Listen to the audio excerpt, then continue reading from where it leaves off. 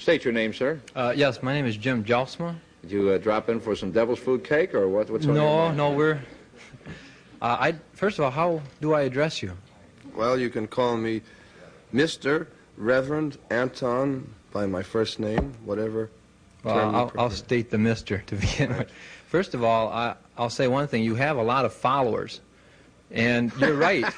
Oh, yes. You're right about the devil being a god, because the Bible clearly states that the devil is the god of this world, and he's also the prince of the power of the air.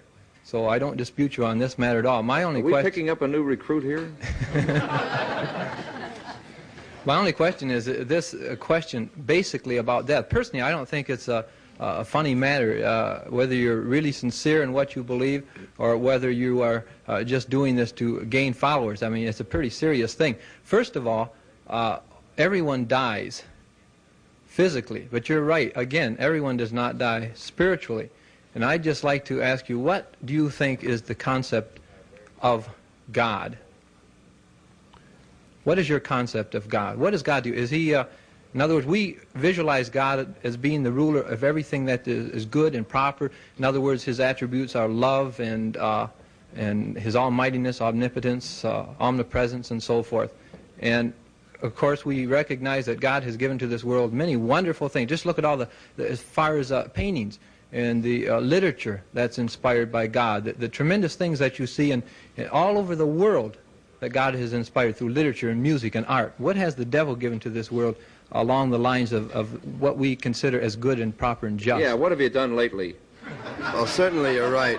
The concept of God has given the world much beautiful music, many beautiful works of art, and certainly I feel God exists. But the name for God, of course, is different for many different people, and I feel that God is that force, whatever God one chooses to pray to or to command. In the case of Satanism, rather than pray, I feel whatever God exists should be the God that carries a person along, that carries them through, that makes them a better person, that makes them live a better life, and naturally a more pleasant life.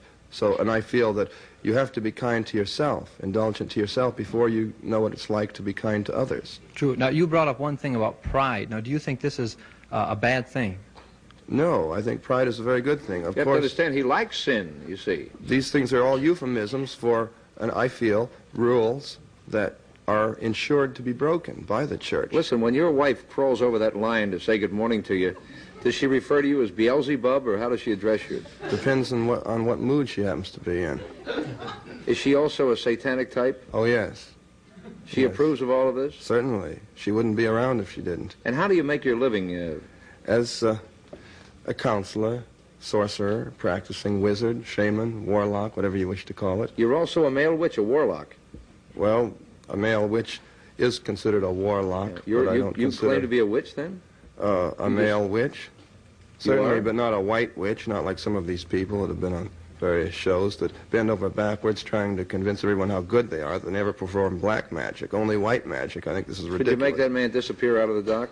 Out of the dock? Yeah. Why should I want to? Well, because we have somebody else coming up.